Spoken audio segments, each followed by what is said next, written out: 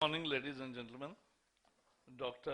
Donald Hobburn, Peter Schack, my both the officials of WII and our ministry, the scientists from the world, the experts, I really welcome you from the bottom of the heart because I believe that such interactions always help the mankind to progress ahead. And today is the day for ozone day. And when we celebrate Ozone Day, I was to be in Hyderabad, but I yesterday gave the video message. And I'm going to meet the children also now. My message is very simple for Ozone Day. What is ozone layer? It's like the mother's blanket for the children who really fond, and world over I have seen, whatever mother gives as a blanket to the child, it becomes part of memory for lifelong. And so that's the real protecting environment. And to that end, I saw that this ozone layer also is God's gift to mankind, which saves the earth and ensures that it doesn't raise beyond the limit and it becomes a real sustainable planet. Today, we are meeting here for GBF meeting, governing board meeting, and it's a very important meeting. And we are very happy to host this meeting. And as my additional secretary was saying that we are only associate member, but why we will be associate member? We'll negotiate and we'll become voting member. Yes, we will.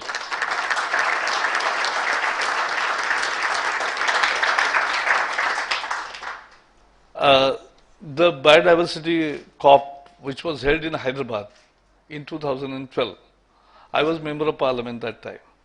I was already in because these are the subjects which don't come in the regular political discourse. But we created a forum of members of parliaments in India and world over also, so that we take interest in climate change issues, in conservation, in sustainable development issues.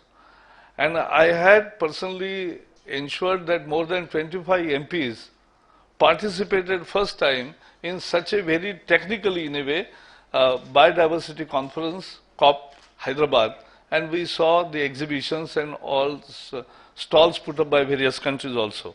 So, that time I was member of parliament, organizing other members to come and see the COP. Now I am here the president of the COP.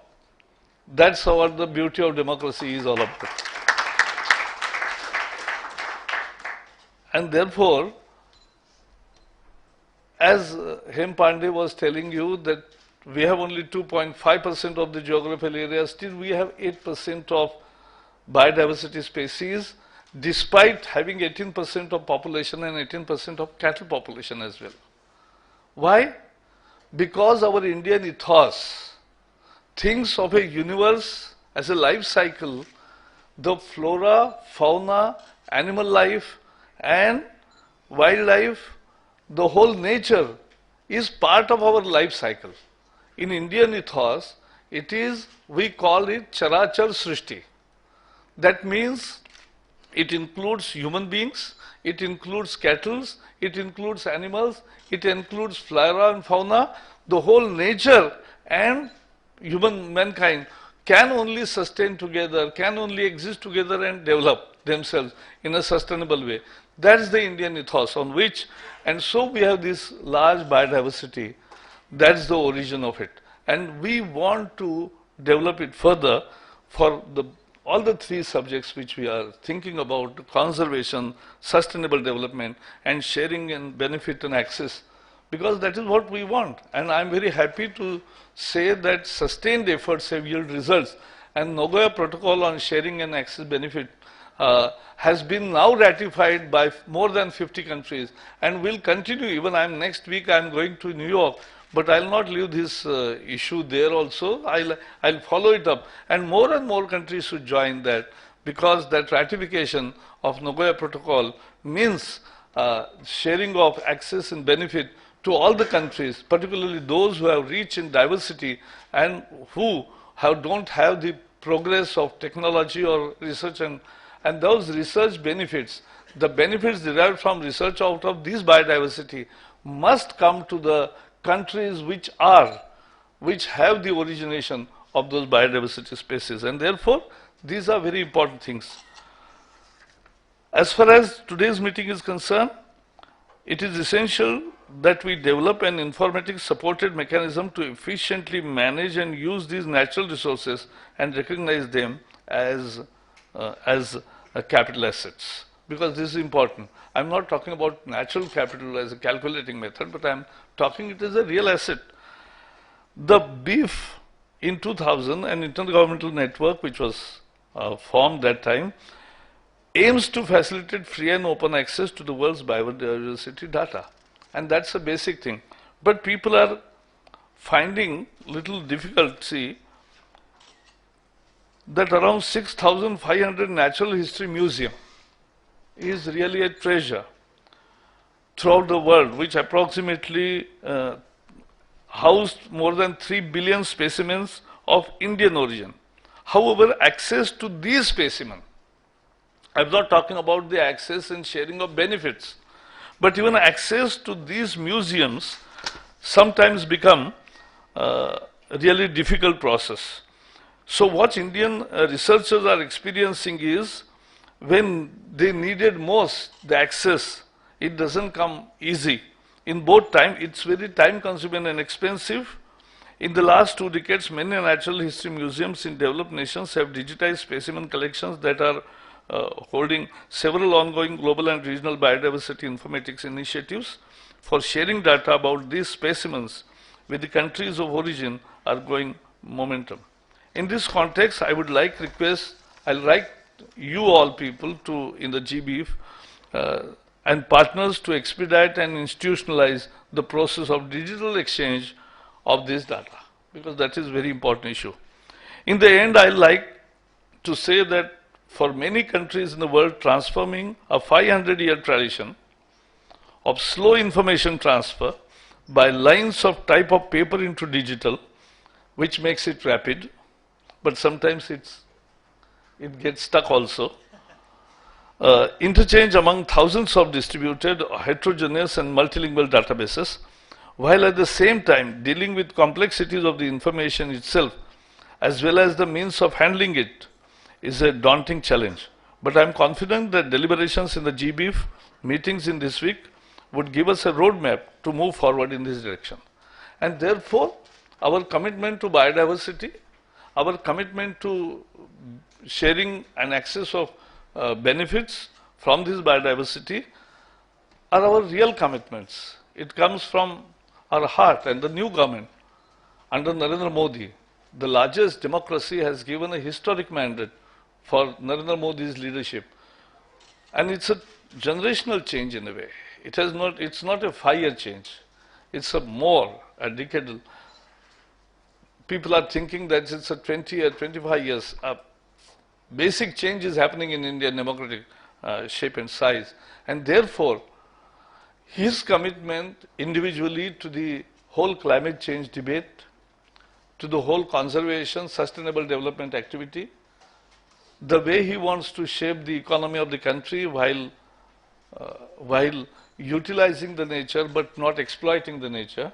And therefore, we are very committed. And therefore, for the first time, the Ministry of Environment and Forest is now Ministry of Environment, Forest and Climate Change. So that's the emphasis we have, and we are the first time the Prime Minister who has written a book on climate change and environment issues.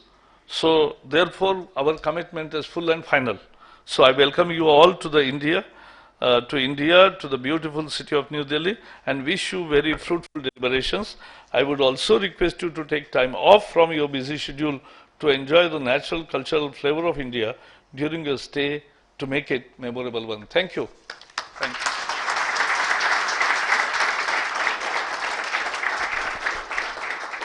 Thank you, sir, for sharing your words of wisdom and for spelling out the priorities and commitments of the new government. and also for the commitment that you have shown that our ministry would be taking as a follow-up to the decisions and deliberations in this. I will now request Peter Schock to kindly present a memento to the Honorable Minister.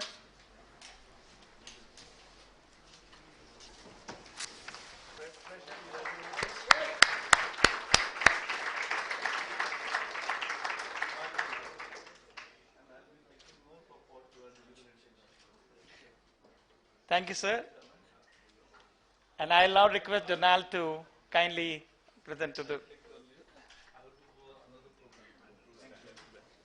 Thank you, sir. We'll continue.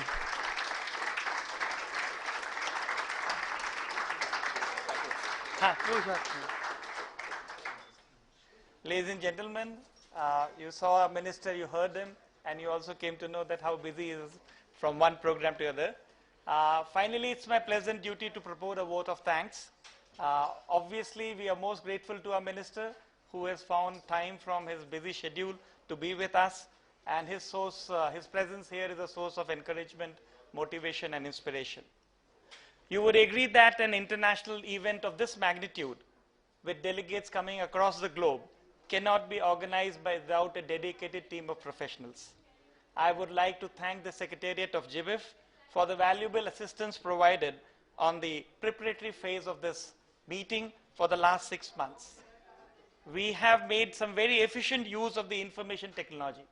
Despite the fact that GBIF Secretariat is located in Copenhagen and the planning teams were based in New Delhi and Dehradun, and notwithstanding the time difference between Denmark and India, we were able to work out through email communication and through Skype discussions and resolve all the organizational matters. And I would take this opportunity to thank the GBIF Secretariat. A strong team is present over here, and I would request all of you to give a big hand to them.